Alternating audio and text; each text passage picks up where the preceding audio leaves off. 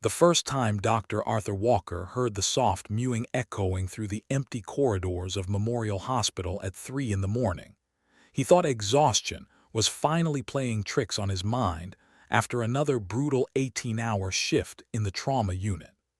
The sound that made him pause between patient rooms wasn't the usual symphony of medical equipment or the distant conversations of night shift nurses.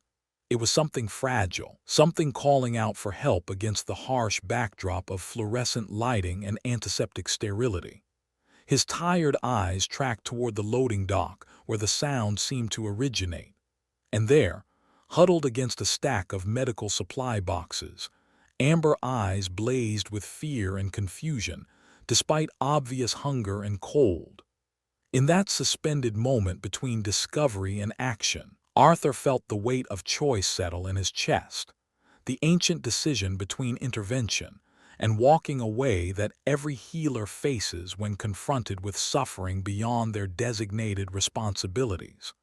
What he couldn't know then was that this single moment would alter the trajectory of two lives forever, binding one dedicated doctor and one orphaned wild predator, in a connection that would challenge everything he thought he knew about the boundaries between professional duty and personal compassion. If you enjoy the video, please like it and subscribe to the channel. Dr. Arthur Walker had been working the overnight shift at Memorial Hospital for 6 years, but he'd never encountered anything quite like the scene that greeted him in the early hours of that October morning. The trauma unit had finally quieted after a particularly challenging evening involving multiple vehicle accidents and emergency surgeries, and Arthur was making his routine rounds through the hospital's quieter sections when the unmistakable sound of a distressed animal caught his attention. The October nights in northern Georgia had turned surprisingly cold, transforming the hospital's loading dock into an inhospitable environment for any creature seeking shelter among the medical supply deliveries and waste containers. As a trauma surgeon who had spent the last decade responding to life and death situations, Arthur had developed an instinct for recognizing when immediate intervention could mean the difference between survival and tragedy. What he hadn't expected was to find himself face to face with a bobcat kitten, no more than 8 weeks old by his estimate, clearly separated from its mother and struggling with the dual challenges of hunger and exposure to the harsh hospital environment. The kitten's tawny coat was matted and dirty, making its normally camouflaged form starkly visible against the sterile white of the medical supply boxes. But it wasn't just the physical condition that posed an immediate threat. It was the kitten's location in an urban environment, far from any suitable habitat, and its obvious vulnerability that made every passing hour a potential death sentence. Golden eyes tracked Arthur's movement with the intense focus of a wild predator, but there was something heartbreaking about the kitten's obvious confusion.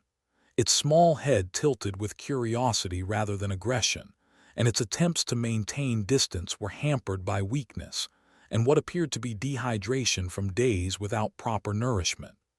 "Easy there, little guy," Arthur murmured, his voice carrying the same calm authority he used with frightened patients in the emergency room. "You're not supposed to be here, are you?" Arthur had dealt with countless emergency situations during his medical career, but approaching an orphaned wild predator presented unique challenges. The kitten was clearly in distress and likely terrified, making it unpredictable despite its small size. Every instinct the animal possessed would be telling it to hide or flee, and with its mother nowhere to be found, Arthur knew he was looking at a creature with no survival support system. But there was something in those amber eyes, a combination of intelligence and desperate need that reminded him of the most vulnerable patients he'd treated, those who were too young or too scared to understand that help was available. The kitten wasn't just hungry. It was completely alone in an environment where it had no chance of survival. Moving slowly and deliberately, Arthur removed his hospital lab coat, thinking it might serve as a temporary blanket or carrier for the small animal. His plan was straightforward in concept, but emotionally complex in execution. somehow gain the kitten's trust enough to provide immediate care, then figure out what to do with an orphaned wild predator in an urban hospital setting.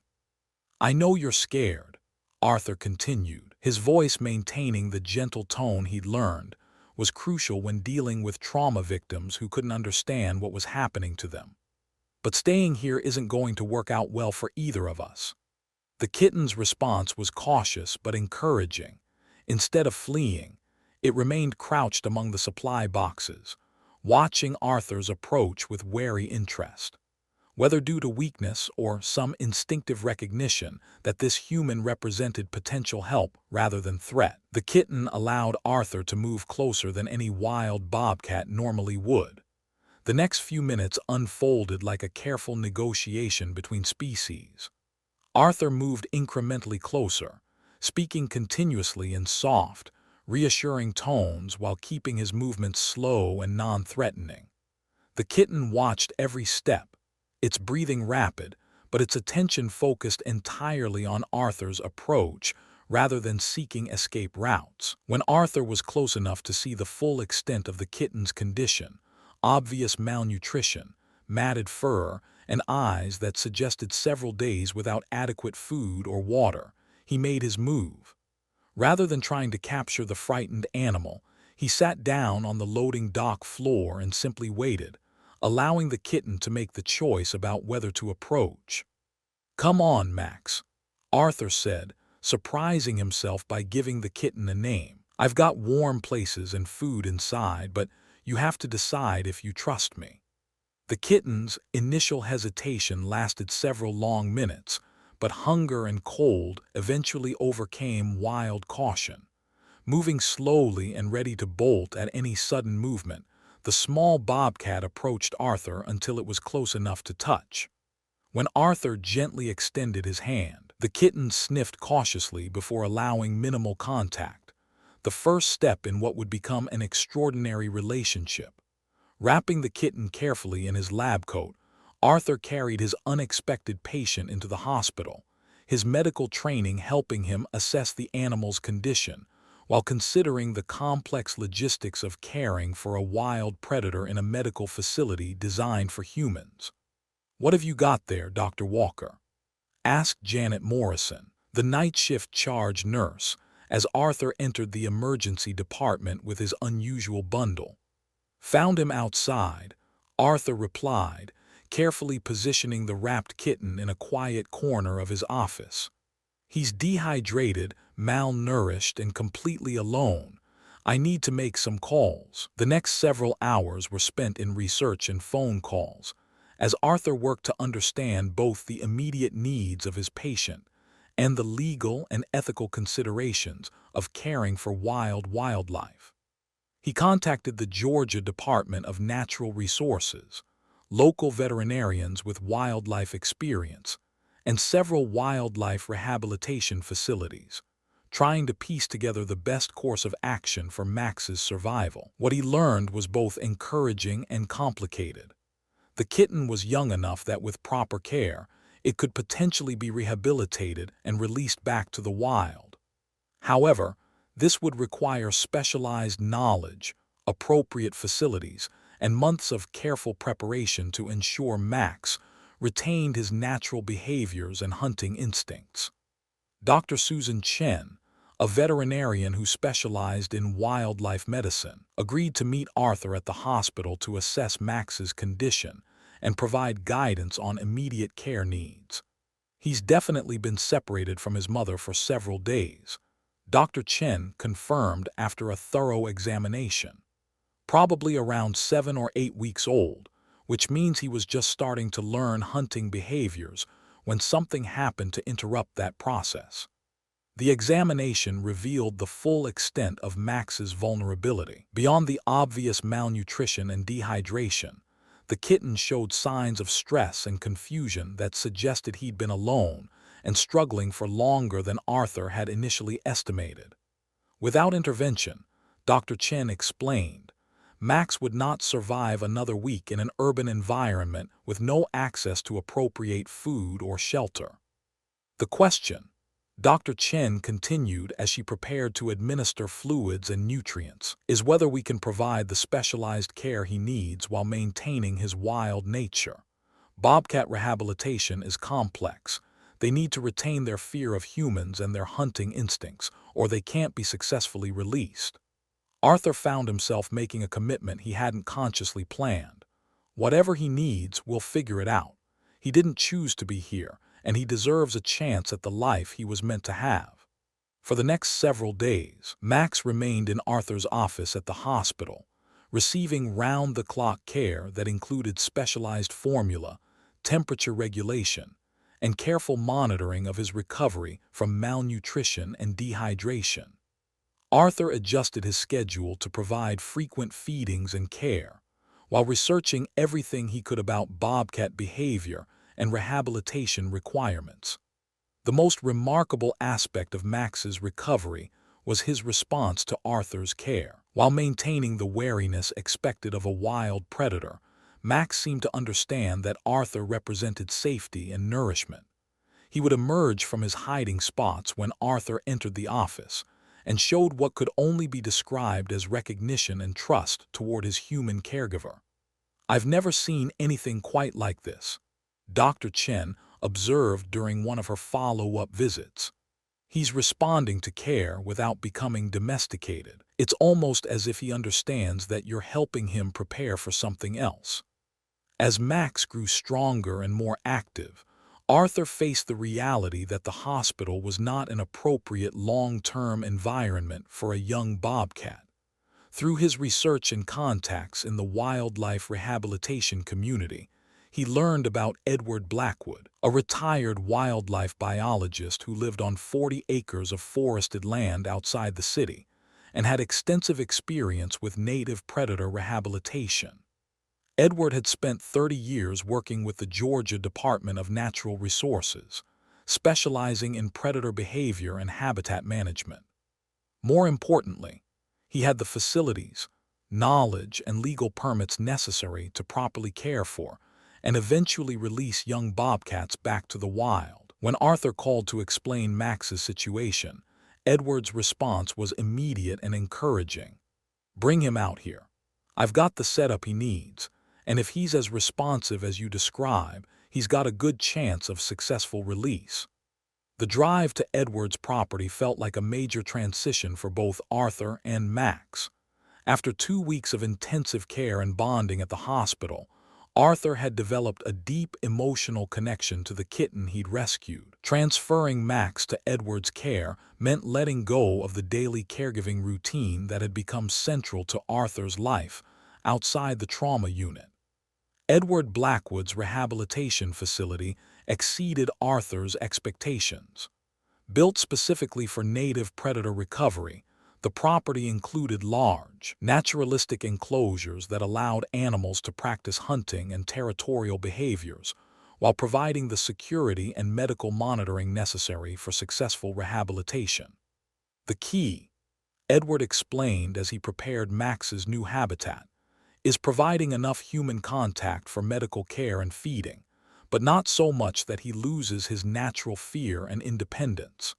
He needs to think of humans as a temporary necessity, not as long-term providers." Max's adaptation to his new environment was remarkable. Within days, he was exploring his spacious enclosure, showing interest in the live prey Edward introduced for hunting practice, and demonstrating behaviors that indicated his wild instincts remained intact despite his early human care. But Edward had news that would change everything about Max's future. He was dying. "Pancreatic cancer," Edward explained to Arthur during a quiet conversation away from Max's enclosure. "Diagnosed 3 months ago. I've got maybe 6 months left, probably less." The implications were staggering. Edward was not just Max's caregiver. He was the kitten's only chance at proper rehabilitation and eventual release. Without Edward's expertise and facilities, Max would likely spend his life in captivity, unable to return to the wild existence he was meant to have. "I've been thinking about this since you brought him here," Edward continued. "I want to accelerate his rehabilitation timeline, Get him ready for release while I'm still able to oversee the process. If you enjoy the video, please like it and subscribe to the channel. What followed was the most intensive wildlife rehabilitation program Arthur had ever witnessed. Edward worked with Max daily, using techniques developed over decades of experience to maintain the kitten's wild nature while preparing him for independent survival. This included graduated hunting challenges, territorial behavior encouragement, and carefully managed reduction of human contact. Arthur visited weekly, documenting Max's progress and learning from Edward's expertise. The transformation was extraordinary. The frightened, malnourished kitten Arthur had found at the hospital was developing into a magnificent example of his species, with sharp hunting instincts, appropriate fear responses, and the physical conditioning necessary for survival in the wild. "He's remarkable," Edward observed during one of Arthur's visits. "Most hand-raised predators struggle with hunting behaviors, but Max seems to have retained all his natural instincts. It's almost as if he always knew this was temporary." But Edward's declining health made every day precious. As his energy decreased and his medical treatments became more intensive, Arthur found himself taking on more of Max's daily care while trying to absorb everything Edward could teach him about proper rehabilitation techniques. "There's something I need to discuss with you," Edward said during what both men knew would be one of their last conversations about Max's future. "I've been working on a release plan, but I won't be able to oversee it myself." Edward had identified the perfect release location, a remote section of the Chattahoochee National Forest where Max could establish territory far from human habitation while having access to diverse prey and water sources. The area was monitored by wildlife biologists who could track his progress and intervene if problems arose. "I need you to promise me something," Edward continued, his voice carrying the weight of someone making final arrangements. "Promise me you'll see this through. Max deserves his chance at freedom, and you're the only one who can make sure that happens." Arthur's promise was immediate and absolute. "Whatever it takes, Edward. I'll make sure he gets back where he belongs." Edward passed away 2 weeks later, leaving behind detailed notes about Max's care, specific instructions for his release, and a will that designated Arthur as the executor of Max's rehabilitation program. The man who had dedicated his life to wildlife conservation had ensured that his final patient would receive the care and freedom he deserved. Taking over Max's care while grieving Edward's loss presented challenges Arthur hadn't anticipated. The kitten, now nearly 6 months old and approaching release readiness, seemed to sense the change in his routine and showed signs of restlessness that Edward had warned might indicate he was ready for the next phase of his journey. Dr. Chen helped Arthur conduct the final assessments that would determine whether Max was ready for release. The evaluations were designed to measure his hunting success, territorial behaviors, and most importantly, his appropriate wariness around humans, all critical factors in determining whether he could survive independently. The results were everything Edward had hoped for. Max's hunting success rate was excellent, his reflexes were sharp, and his response to human presence showed the perfect balance of caution without panic that indicated successful rehabilitation. Most encouragingly, he showed clear signs of restlessness and territorial behavior that suggested he was ready to establish his own range in the wild. Edward would be proud, Dr. Chen observed as they reviewed the assessment results. "This is exactly what we hope to see in a successful rehabilitation case." The release date was set for early spring, when prey would be abundant and weather conditions optimal for Max's transition to independent living. Arthur spent the intervening weeks making final preparations and arrangements, including coordination with the Forest Service biologists, who would monitor Max's progress after release. The day of Max's release arrived with the kind of perfect spring weather that seemed designed for new beginnings. Loading Max into the specialized transport carrier felt both triumphant and heartbreaking. He would return to the wild life he was meant to live, but Arthur would lose the extraordinary connection they'd formed over months of care and rehabilitation. "This is what we worked for," Arthur reminded himself as he followed Dr. Chen's vehicle to the Chattahoochee National Forest. This is what Edward wanted for him. The release location was everything Edward had described: a pristine wilderness area with abundant water, diverse prey species, and minimal human impact. Max's transport carrier was positioned near a stream, surrounded by dense forest that would provide immediate cover and hunting opportunities.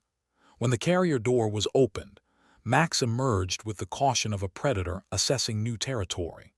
For several minutes, he remained near the carrier, his amber eyes scanning the unfamiliar environment with the intense focus that indicated his wild instincts were fully engaged. Then, with the fluid grace that reminded everyone present why bobcats were such successful predators, Max moved toward the forest edge, paused for one final look back toward Arthur, and disappeared into the wilderness that was his birthright. "Perfect," Dr. Chen said with satisfaction. "Quick assessment, immediate move to cover, appropriate wariness. He's ready for this." Follow-up monitoring over the next several months confirmed that Max had successfully established territory in his new environment. Trail cameras occasionally captured images of him hunting, patrolling, and exhibiting all the natural behaviors that indicated successful adaptation to wild living. But the most meaningful confirmation of his successful return to the wild came 8 months after his release, when wildlife biologists documented Max interacting with other bobcats in the area and showing signs of establishing his own breeding territory. The frightened, malnourished kitten Arthur had found at the hospital had not only survived, but was thriving and potentially contributing to the next generation of his species. The plaque Arthur had placed on Edward Blackwood's grave read simply, "Wildlife biologist, teacher, friend to all wild things." His final student, Max, runs free. It was a small gesture, but one that honored both the man who had dedicated his life to wildlife conservation and the bond he'd formed with his last rehabilitation case. Years later, when colleagues asked Arthur about his most memorable case outside the trauma unit, he would tell Max's story, not just as an example of successful wildlife rehabilitation, but as a reminder that honoring the wishes of those we care about could create outcomes that extended far beyond individual lives. He learned that caring for wildlife required not just medical knowledge, but understanding of natural behaviors, legal requirements, and the complex balance between intervention and independence. But he'd also learned that sometimes, when faced with a creature in need, the choice to act with compassion and commitment could create connections that transcended species boundaries. Max had taught him that wild animals were not just representatives of their species, but individuals with unique personalities, needs, and potential for both adaptation and freedom. His successful rehabilitation and release had demonstrated the remarkable resilience of wildlife when given proper care and the opportunity to fulfill their natural destiny. The hospital loading dock where Arthur had found Max remained unchanged, a utilitarian space indistinguishable from thousands of others at medical facilities across the country. But for Arthur, that location would forever represent the moment when professional duty expanded into personal mission, when he discovered that healing could extend beyond human patients to encompass the broader community of living beings. Their story had inspired others as well. Max's rehabilitation became part of educational programs at local schools and environmental groups, illustrating the positive impact that informed intervention could have on wildlife casualties. Visitors who heard his tale often asked what they could do to help injured animals, creating ripple effects of awareness that extended far beyond his individual rescue.